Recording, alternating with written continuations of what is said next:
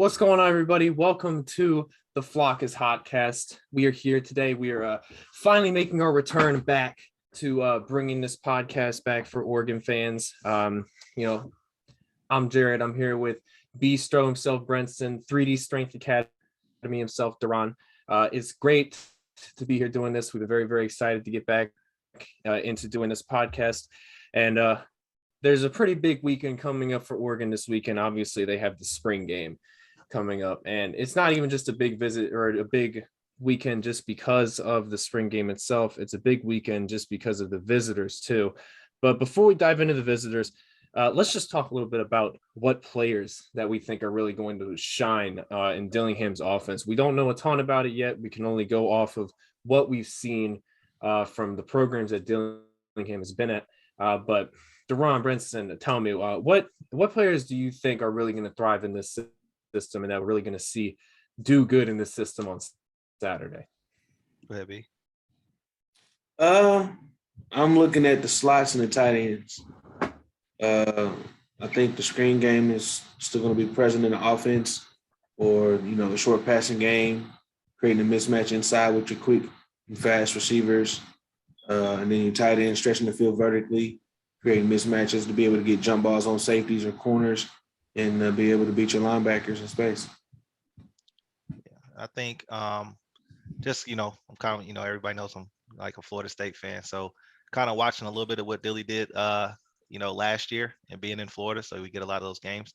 I would say the RB room is going to be something to watch. With Jashawn Corbin and Trayshawn Ward from last year, the things they were able to do as a 1-2 punch.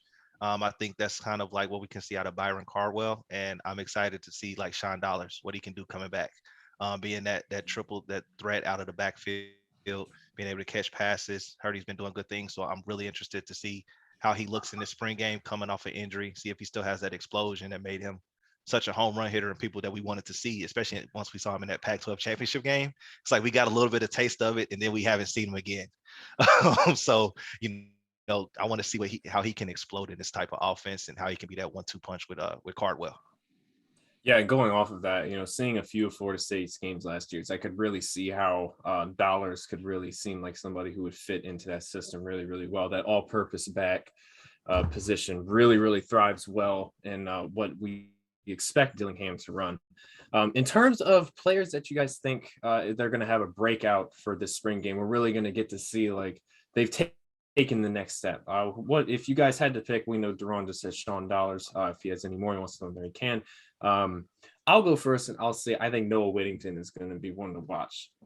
He has been turning some heads in practice, and when they initially took his commitment, I was kind of surprised, or not commitment, but when they initially seeked him out.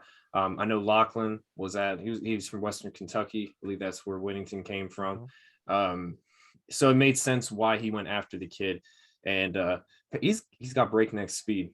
The kid has some crazy jets on him, and that's something that Oregon has kind of been lacking. We know Dye definitely had his moments where he was able to break off like that. Of course, he was also fumbling the ball a lot. Probably should have worn some football gloves, but what do I know? But he's Judas. We don't talk about him anymore. So we've really been missing that for a long time. That's kind of Oregon's brand. Speed kills. I mean, D'Anthony Thomas, Kenyon Barner, LaMichael James, all of them had just ridiculous jets. And Devin Allen, Taj Griffin, guys that were just total speedsters. We haven't really had that for a long time, and it's just going to be nice that it looks like not even just with Whittington, guys like Dollars or Seven McGee, all these guys can just outrun the opponent. It's not even about having the moves to do it. I mean, if you get him in open space, no one's going to catch him. So, Brenson, if you had to pick somebody who you think is going to really show up in the spring game and just explode, who do you think it would be? Addison. Okay. He's been moving around back and forth from offense to defense, but he's got a true defensive coordinator or a couple of defensive coordinators and the safeties coach. There's a hell of a safeties coach at Baylor. So I think he's going to shine at safety, a 6'4" safety. That's about a good 205 pounds, and he likes to hit. Dude likes to hit, and he shows he can be a ball hawk too. It's just, trying to learn trying to learn a defense and then learn your teammates as well as your scheme and try to make plays, man. Especially for him flip-flopping back and forth from both sides of the ball, it can be pretty difficult, you know. But I think he's going to fit in fine. He looks, it sounds like he's feeling comfortable back there. I mean, you could have him back there with Trequiz. You could have him back there with Bennett. You could have him back there with Stevens, Damon David. So I think for him, it's going to be beautiful to see.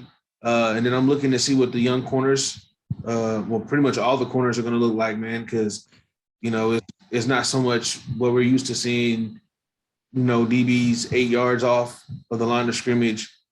I think we're going to see some press, some man-to-man, some different techniques, and it's going to be very interesting to see. Absolutely. And props to Addison because he's switched positions. He's done whatever he's needed to do to contribute to the team. It's just really cool to see that, especially, I'm sure Duran will tell you, we're in the transfer portal era of college football. So it's very common to just see guys transfer out instead of try to just kind of fit wherever they can. So big props to him for that. Big props to him. So Duran, you said dollars. Who else do you think? Who else are you really looking to see, or who will explode on the scene? I got kind of two answers to this one. The first one, just from a person standpoint, kind of to piggyback off of Brinson's first point, I think Terrence Ferguson we could see him break out. That's with the way that they're utilizing tight ends. It seems to fit his skill set a little bit more, being split out, being squeezed in almost like a Travis Kelce type, to where he can stretch the field and make plays. So I think Ferguson could have a big, kind of a big year. And then I think from a group standpoint, I really think the linebacking core could be something to watch this year. Obviously knowing Lanning's defense, we got Bassett moving down, I feel like is gonna take another step.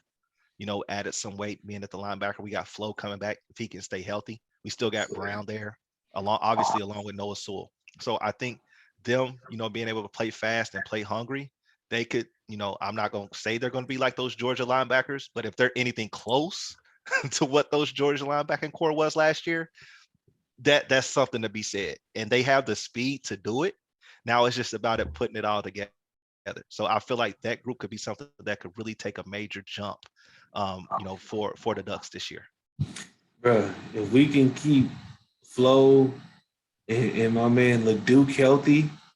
LeDuc is a big one too. Yeah. LeDuc is. When you look at the personnel of that linebacking core, especially with Bassett dropping down there, it could be one of the top ones in the country. Bassett looked like Cam Chancellor, dog. Like, that dude looked freakishly crazy for a sophomore. Like, man. I don't know a better one. I don't know a better the potential of a better group in the country right now. I mean, they got the depth. The potential was there last year. It's just Flo was a key part of it last year with the youth at linebacker, and he went down, and so we had to move Bassa, and now we have him back. But then LeDuc came on at the end of last year and played and got some reps in. What year is LeDuc? LeDuc came in with Flo. Yeah, second. So you got like third year. So you got like 3 or 4 juniors. So you got 3 or 4 3 years. Think about that. So once was really young, is now very senior laden. And I mean, Bassett got so many reps, he's almost like a veteran because he played so much last year. Yeah. Then you mix in Adrian Jackson, and then they're going to be moving Hill in and out of and the outside linebacker edge. I really think it has the potential to be very, very deadly. And then the D-line, I mean, I could get, everybody's concerned for the D-line, but when you think about it, all 3 of our potential starting D linemen were hurt or injured. Yeah. To where the guys that would be rotating in behind them got a lot of reps on spring ball. And they're going to get more reps on Saturday. So it kind of worked out, a positive that a negative that turned into a positive, because we know what Popo and Dorless and where Hudson can do. We know they can be problems. We just need them to be consistent problems on the D line to free up the linebackers and, help the secondary. But then when you have to, replace them, you have guys who can come in and give you some not so much of a fall off. Right. So it's gonna be interesting, man. And to add on to that, they also added Devin Jackson and Harrison Taggart to that linebacking room. Both of those guys, I think, will end up being really good players. Oh yeah, for sure. for sure. I mean, and that's the thing too is if we need to play them, I understand. If we don't play them, I understand as well because we don't have to play them. Mm-hmm. Don't. If I had to really be bold with saying who I think you should really watch for, I think Chase Cota and Bo Nix are two names too. I honestly think Chase Cota and Bo Nix are both guys that you should watch for, just because this is Bo Nix's, this is his swan song, right? Like this is it. You know, he wants to go into the NFL next year. That is what he said when he transferred here. That's his goal. He wants to be finished with college after this season. If he wants to do it, he's going to have to put together a solid season. I wish I had the quote where it says he's putting it all together. He's going to be a dark horse for the Heisman. I'm not saying that that's what's going to happen, but I could totally see it. That I couldn't see it happening. But he doesn't have to be a Heisman winner to get Oregon to the play. I don't think they'll make the playoffs this year, but he doesn't have to be a Heisman winner to get them to a good bowl game, a New Year's Six bowl game, which I think is definitely possible for Oregon this year. Even though the out of conference schedule is very, very difficult. But Chase Cota, I think, is a guy who is severely slept on. I know on Scoop Duck in particular, a lot of people weren't very crazy about acquiring him, but I think it was a very, very important. And of course, Kyler Casper ending up reclassifying and coming into this class does kind of make things a little bit easier. Losing T-Mac, Tatero McMillan to Arizona, nothing is going to make that easy. That, just call it like it is. It was a devastating loss for the class. Like, you can't really replace a guy like that. He's going to be elite no matter where he goes. Even though I think he's not going to be at Arizona his whole career, college career anyway. For the time being, he's a Wildcat. But Kyler Casper comes in, that helps a lot. But Chase Cota coming in gives depth to a class that did kind of need it more than I think people are giving it credit for. I know Troy Franklin and Dante Thornton Jr. are poised to have really big seasons, but we just lost Johnny Johnson Jr. He's one of the most consistent guys we had on the team. We just lost Jalen Red, as you see, had a battle with cancer. Hope he's recovering very well from that. And we really only added Justus Lowe, who I think is going to be really good. I think he was under the radar. He has all the tangibles. We'll see if he can put it together. But Chase Cota is a legitimate starter in college. He's again, it's going to just sound like everybody says this, but he really does just remind me of Jeff Mayo. That's really who he reminds me of. And it's not just because he's white. It's not just because he wears 23. It's not just because he has luscious blonde locks. They just play the exact same kind of ball. And that's a guy that you really need. You just need like a guy that you can throw to, and he's a consistent target for the quarterback. And I think especially, I'm going to be honest, I didn't really watch that much of Auburn. Okay, I watched that game against Penn State, but I didn't go out of my way to watch Auburn. But I don't think Bo Nix has ever really had a consistent target that he could constantly go to that was a reliable guy. And I don't know much about Auburn's team, so if I'm wrong. Well, me, fam, I get the Cota comparison to Mel. I have no problem with that because Cota can be consistent. It's just how you use him. Yeah. That's the thing with Dillingham, man, is how he uses the weapons. We know we have 4 running backs we can go to, 4 tight ends we can go to, 8 receivers we can go to. How do you get them the ball? In what formation? Do you shift? Do you motion? Do you give the defense something to think about with the motion? You go this way, the opposite direction of the motion. You give them a formation shift. You line up in the I formation, then boom, now you in the split backs with 3 receivers. Like, what are you giving them? And I like the Mel, possibly being him a consistent, be the constant while we have the other receivers that's a threat. Troy and Huston, Justice Lowe. I think Thornton's going to surprise a lot of people with his speed. I think he's a lot faster than people think because he is a lot faster. He's a freak. And then people have yet to see Brevard. And Brevard is the other 6'5". Brevard, that's abusive. He's violent. The wide receiver room has a mountain of potential. And also, we lost Devin Williams. That I meant to mention that we lost him, which was a huge loss. Really wish he would have stayed for 1 more year, but is what it is. I can't really blame him for leaving because he doesn't know it was his last year. He doesn't really know what's going to happen with the offense, so he could just get into the NFL while he could. Yeah. But so that's basically, you know, just a few players that you should look out for, not even just for the spring game, but just for the season, you know, just guys to keep an eye on. And so speaking of the spring game, of course, as many people have been keeping up with, this is one of, if not the most ridiculous visitor lists I've ever seen at Oregon. In terms of spring game, this has to be the greatest list of visitors I've ever seen for Oregon. Just in recruiting weekends in general, I know there was probably a weekend or two with Cristobal and Taggart that could compare to this in terms of stars, but this one has to be top 5. Currently, there are 23 visitors this weekend. 3 of them are 5 stars. David Hicks, Francis, I'm gonna butcher his name, Francis Maguire. He's really good. And 5-star defensive end from Tacoma, Washington, Jaden Waynes. And of course, a few other guys just to throw in there. Jonte Cook, the guy who dogged, was it Texas and Texas A&M? Pretty much everybody he's dogged everybody for having no trophies. So I already have, you know, I'm already ready for that. Samson Okunlola, Jaden Rashada, which Jaden Rashada may or may not visit. We're not 100% sure on that yet. Jurion Dickey, Amari Washington, Cole Martin, and Kyler Casper. Cole Martin, the son of Coach Meat, who is a current commit. Kyler Casper signed with Oregon.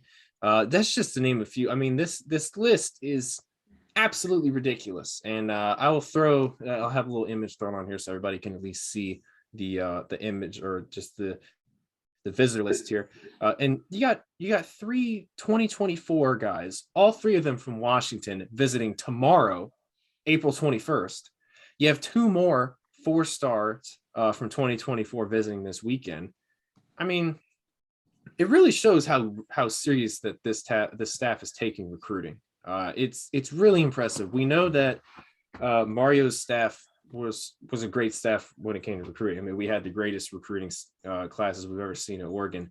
But the big debate is that is the whole staff good, or is it just Mario and a few other the assistants that were good at coaching? But with this staff, it feels like every single coach is an elite recruiter, or at least close to elite. So going off of who we have here on this list, who do you guys see being Ducks? It doesn't have to be this weekend, but if you think it's going to happen this weekend, call your shot. I'm going to call my shot because I'm never wrong. I've never been wrong once, ever. Of course, there was that one time Corey Foreman only committed to USC because of COVID, but we don't count that time. We don't count that. We don't count the JTT time either. I've never been wrong, so I'll call my shot.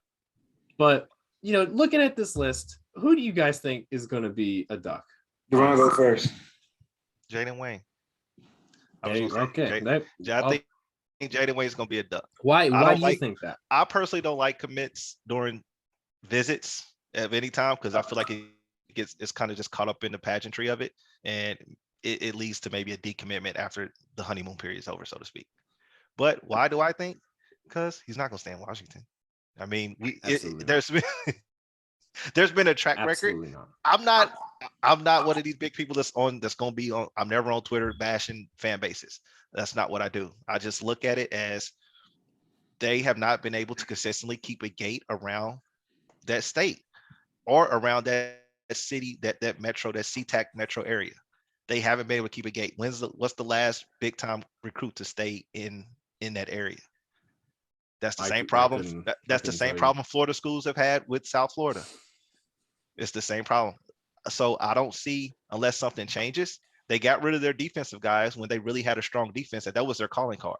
Maybe if they kept that, that staff around, it maybe have been a better opportunity, because their calling card, even last year when they had a horrible offense, that defense kept them in a lot of games that more than likely could have been blowouts with that anemic offense. Yeah.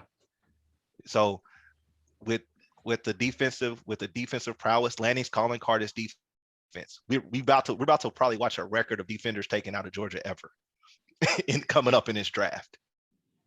So, with seeing the type of edge rushers that Georgia has been able to amass and to produce over the last couple of years, under Lanning, it just seems like a natural fit. Whether it's going to be Oregon, it's going to come down to I think Oregon, Bama, Miami, and Georgia. I think it's going to be his top four. Yeah, And then so, and I just see, with the proximity to home, also with the type of defense that could potentially be put on the field and the style, I think it fits somebody of his caliber, and that's why he's going to end up being a Duck. All great reasons. All great reasons. Brenson, what are you feeling here, man? Who do you think? I'm thinking we could possibly pull off David Hicks or Amari Washington. Okay. I think this staff, being a defensive-minded staff and a defensive-heavy staff, we're going to be able to land some elite players in all three levels. Obviously, we got the safety from Bishop Gorman looking at us, and then the safety from Bosco, the five-star safety from 2024. He's been showing a lot of Duck love lately, so it's a lot of positive vibes out there for the Ducks. It's gonna be interesting to see where it goes. Absolutely. I mean, y'all both just hit the nail on the head with what I think. I think Jada Waynes is a guarantee for Oregon. Like I just ever since Mario was bringing him to Oregon, we don't really bring that name up anymore. That name's got some. We don't really talk about that. Didn't like Voldemort. we don't talk about that. We don't talk about that. But ever since then, it was just very apparent to me that he was just in love with Oregon. He was just in love with it. And then Lanning and Lupoy took over his recruitment when they came to Oregon. And to me, we looked like the favorites with Mario. With Lanning and Lupoy, I just don't see him picking anybody else. I really just don't. I don't see him going anywhere else. There's only one crystal ball right now, currently, for Jaden Wayne. And it is to Miami by a Miami insider. And he has a 1 level confidence level, which is obviously the lowest you can have. So we're not going to take any consideration in that. I don't know if Jaden Waynes will commit this weekend. I don't think he will, but I do think he commits before the season starts. I remember an interview saying that it seemed like he wanted to do it before the season started. But if I was going off of guys that you didn't bring up, or both of y'all didn't bring up, I want to say Jurion Dickey is one that I think could absolutely commit this weekend. Oregon seems to be all for him. It really looks like that's who they want. I really can't remember our wide receiver coach's name all of a sudden, but it seems like he really wants him. And Dickey just seems to really like the vibe with Oregon. I mean, he's the wide receiver who had the pictures in the full Oregon uniform, football gear, fishing with Dan Lanning. It's the coolest thing I've ever seen in my life. It's like that. He's gonna be a Duck. I mean, they got like all sturgeons and shit over there. Like you can't catch that in the South or anywhere. So I mean, if he's big for fishing, I mean, there you go. So I think Jurion Dickey is definitely a guy that we could see commit this weekend, even if it doesn't happen this weekend. I wouldn't be surprised if it did. I feel like he's Oregon's to lose at this point. Amari Washington, I absolutely think could commit this weekend. And another guy that everybody should keep an eye on is Alani Noah. He recently picked up a crystal ball. It was a 8 confidence level from Brandon Huffman. He is visiting this weekend, so that's one to watch for. He is a 3-star interior offensive lineman, so he's a guard. So that's one to keep an eye on. And I honestly think that there could be like 4 or 5 commits this weekend, if I'm being honest. I think 3 at the lowest. I definitely dig it. It's a lot of possibility. It's just different staff, new staff, a lot of things to fill out. What's the idea of where they're trying to go with it? The spring game is going to give a lot of recruits and everybody an idea of what they want to do offensively and defensively. As the season goes and there's more time spent, it's going to expound different formations and different responses and and all of those things. So it could be very interesting if there's a good spring game on both sides of the ball. We could see a lot of dominoes fall into place, or it may take a little bit more time, but those dominoes could still fall. Big thing to note is also the alumni that's visiting the game this weekend. I know Dada is going to be there. That Haloti, Armstead, Epo, Dixon, the tight end. It's.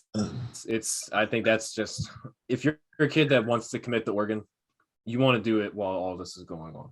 Well, it's not even commit while it's going on, but you have an opportunity to meet these guys that you've watched play. Yeah. Like they were watching these guys play 5 years ago, not 5, but 7 years ago. Or for Haloti, that might have been a little bit longer, add another, 7 years of that. They were watching him win a Super Bowl with Baltimore. Yeah, he won a Super Bowl with Baltimore and a Super Bowl with he might have won 2 Super Bowls with Baltimore. Might have. I think he got 2 rings. Does he have 2? Sure. I have no clue. I know Kenyon Barner got 3 of them things. Yeah. So Barner, I think he might actually have like the most outside of Tom Brady. I think I saw that as a stat. For the Bucks? The Bucks, the Eagles, the Patriots twice, I think. No, Bucks, Eagles, and Patriots. I don't know, but he has a lot of rings. That's the point. Yeah, definitely. So moving on. Oh, you go ahead, Brent. They usually have a lot of alumni show up to the spring game anyway. Because here, when we had DJ, there was a big picture that went out with all of the alumni, Mariota, Masoli, and Dennis Dixon, and all those guys. So I'm pretty sure there's going to be other alumni there anyway. But, absolutely. As highlighted, and to be able to meet, Armstead and whoever else to have, allow people to meet, it's pretty dope. Absolutely. If you're a kid, you got to feel like it's Christmas morning getting to meet all these kids. I mean, all these players, especially Defoe. I mean, he's top 5, top 3 best interior line or defensive lineman in the league. So, it's going to be an exciting weekend. We're running out of time here, so we'll just power through these next 2 parts. Wanted to talk really quickly about Kyler Casper's commitment and how it has affected the 2022 ranks, and how you guys just feel about the commitment overall. Obviously we're all happy about Josh Connolly 2 weeks ago. Then it really just shows the prowess of this staff when Casper was just visiting Tennessee 2 weeks ago. Everything looked like it was going Tennessee's way, and then he still commits to Oregon just a few days ago. And as if in case anybody watching didn't know, that commitment shot Oregon up to 13th in the recruiting ranks, just barely edging out Washington all the way somewhere. Let's see, is it all the way out at 95th? We just barely edged them out there. So that was a really tight recruiting battle between Oregon and Washington this past year. Also jumped Miami with Kyler Casper and Josh Connolly's commitment. That's crazy, man. Got to feel bad for those guys. But how you guys feeling about Casper's commitments and just like the 22 class overall? Go to Ron. I like it. I like his commitment.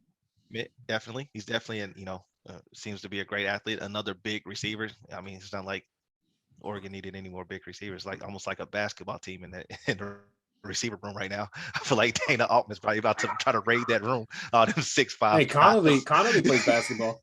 I'm just saying. Casper, shoot. Yeah, Casper does too. Yeah. I'm just saying, look at that room. The room is filled with 6'5" guys. I think they might be the 2 tight ends. I think Ferguson play basketball too. Yeah. So I mean, I think Dana Altman might try to raid that room here in a little bit. So I do like the commitment. It's a great commitment. I'm never big on reclassification. I like kids just kind of being a kid for a little bit before they go in that whirlwind, and how obviously we can see Twitter at seem like every move is almost either you're a bust or you're trash or you're something. So I like kids to be able to ease into that, go to prom, enjoy all that stuff. That's just me being a youth coach and dealing with kids all the time. So I'm kind of iffy on that. I want him to be able to enjoy that and just be mentally get all of that out of his system before he comes in. But overall, from an athletic standpoint, purely football, why not? I mean, who can't be excited about it? 6'5" guy who can stretch at the field. He can go up and get the ball. They just showed like a 66-inch box jump. I think, that just happened. Like they showed a video of it. So he obviously has crazy athleticism, hip mobility, things like that. So I like it. And overall, I mean, to move up to 13. How much time did this guy have to really not only save commitments, but bring other ones in? Was it Jaleel? Was it Florence? Don't make me get Florence. Yeah, I say don't make me mess up anything. Just something like that. Obviously going and grabbing him and being able to save him because he was close to obviously staying south, and things like that. So just seems the commitment of them. Just hearing from kids about how Lachlan is and how much of a people, relationship builder he is and things like that. I mean, you can't do nothing but be excited and encouraged about the type of class that he brought in the amount of time that they were allowed to bring the class in. Absolutely. So from that standpoint, obviously there's still much to be seen on the field, and how things are put together there. So I'm definitely not jumping the gun with that. But I can't do nothing but be excited about how he's been able to put the class together. And obviously with Casper, rounding it out is just Connerly and Casper rounding out that 2022 class is just amazing. Pretty much to piggyback off what Duran said, man, the time span in which he salvaged to take what you would have thought was going to be a decimated recruiting class, and for the fourth year in a row, Oregon has had the number one recruiting class in Pac-12. So it answers a lot of things about Oregon being a national brand. It answers a lot of things about Oregon being a Pac-12 power. Now it's just the philosophy in recruiting has been, a blueprint has been shown, and Lanning has taken what Oregon was been able to develop over the last 4 or 5 years with Mario / Taggart with their style of recruiting, and he's taken it to a different level, coming from a program that's won the national championship, and he's been around the coaching staff at Bama and at UGA, who's been able to recruit at an elite level consistently and to be competitive on and off the field, yet have that balance to have a brotherhood and a family-like environment. So that, that's what helps you, get players like Connerly and Casper. I'm not sure of the necessity of Casper being in the 22 class to play, a year early. But it for sure helps him with, his process of speeding up his development on the field. And then, with the tools that they offer the players off the field, have the opportunity to succeed off the field. So it's a lot of things to see, wait and see. A lot of positive things that you can hope for, a lot of optimism. So it's going to be very interesting, man. Saturdays. Absolutely. And not to mention, they've had the number one class 4 years in a row. 2 of those 4 years, brand new head coach. Still number one class. That's got to be pretty embarrassing if you're some of those other schools. We're not going to talk about them, though. No one cares. 50% of the time we had a new head coach. Yeah, I still could not recruit us. Still couldn't. Right. It's crazy. Would y'all like to see Casper? I know this is kind of off script. Would y'all like to see Casper redshirted? I know I personally would, just with how deep that room is, and it gives him time to just blend into the get used to college. That's what I'm hoping. That's what I'm hoping. I'm hoping because what's the point of bringing him in with all of these receivers? Because the rotations are going to be strict, are going to be hard, for people to break in already, unless they're just going to be rotating receivers like it's nothing.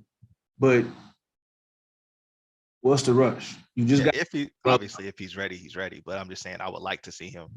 And not lose eligibility. Yeah, I would honestly. I have no problem with a lot of freshmen coming in and redshirting. Learn the playbook. Learn the ins and outs on and off the field. Take care of your body. Get a routine going to that way. Once you get going and you already know what you need to do to take care of your body. Everybody's body is going to respond differently. That is one thing is you got to take care of your body on and off the field. Ice baths, see the trainer before, see the trainer afterwards. Know your plays, know where you need to be. If somebody got a question, you can answer that question. Okay, well, I'm here. You're supposed to be over here. And when this happened, we going here. You know, that's what, you know, you talk about being a leader and being able to help your teammates and your brothers. That's what, you know, holding each other accountable for, you know. So it's going to be interesting to see, man, because it's a beautiful thing. It's a beautiful thing. Yeah. It's a good problem to have. I'd rather have that type of problem to be like, who do we have? Whether who we gonna start, that's a beautiful problem to have. Oh, yeah, for sure, man. It's just, you know, do we have to play him now? You got Chris Hudson. You got I think Delgado's still around. You got you got Isaiah Crocker, Troy, Dante, Brevard, Seven, Coda. Then you start flexing out your tight ends. You got Ferguson and Matavao and McCormick and Herbert. That's crazy. And 4 running backs that, like, bro, you could come out in any formation and have the opposite personnel for the entire formation and screw up an entire team. That's why I say I'm coming out of our formation. I'm putting Troy line up at tight end. What? Here you go. Why is the tight end at running back? Why is the receiver at fullback? Why is the running back out wide? That sound like the little Giants. He said they're standing around, buds. Yeah, but then once I do a formation shift, you don't know what I could up and call. Like, that's the beauty of it. That's why I say Dillingham into the Bo Nix situation, fam, is Gus Malzahn is not a quarterback developer. I am willing to die on that hill. His greatest quarterback claim to fame is Cam Newton. Since Cam Newton, that dude has had a literal athlete play quarterback and took them to a national championship because the literal athlete did what the coach said, and that was mainly run the offense. I don't need you to be a quarterback, but make this short screen pass or this pass down the field. That's it. It's not an intermediate passing game where I need my quarterback on 2nd and 12 to sit in the pocket and pick me up 7 to 8 yards or get my first down or my touchdown. He doesn't have that combination development. That's why I'm hoping when Dillingham comes, he brings the creativeness from Gus with the formations and the shifts and the eye dressing, because I want you to think pre-snap, who's where. If this person goes in motion, where does this change? Oh, now the play's happening, but instead of them doing this, they're doing this. So you're thinking before, during, and after the play. So we'll talk more about Bo Nix and all that in a future episode too. That's a whole rabbit hole we got to dive into separately. You know, we're running out of time today. Yeah. My bad. But no, I like what y'all had to say. I'm very excited for this class. It was amazing to see what Lanning was able to do with the time he had. It just shows, you know, hey, he's a recruiter. That's what we heard, and I think Oregon has only upgraded at recruiting head coaches ever since they got Taggart. Taggart's great. Cristobal was better. I think Lanning is better than Cristobal. I'm just going to be honest. I mean, he beat Cristobal for Yulee. And as far as we know, from what we were told, Miami offered NIL. To our knowledge, we don't know if Oregon did or not. And he still picked Oregon over Miami. I know Miami got some offensive linemen that most of us had never even heard of, and apparently Oregon was recruiting them. Some people said they weren't. Don't really know anything about that. Not something I want to get involved in. Hope you guys had fun with the 30 people in your spring game. But that is it for the first episode of the Flock is HOTcast, everybody. Thank you guys so much for watching. The most important thing to know is that Jaden Wayne is going to be a Duck, and that David Hicks is going to be a Duck, and Jaden Rashada is going to be a Duck. You know, we're going to have the number 1 recruiting class in the country. Don't ever forget it, everybody. Number 1 recruiting class. Thank you guys for watching. We will be back next week. We will be talking about the spring game. And, of course, we will also be doing a NFL mock draft just for fun. Why not? Thank you guys so much for watching. See y'all next week. Peace. Peace out.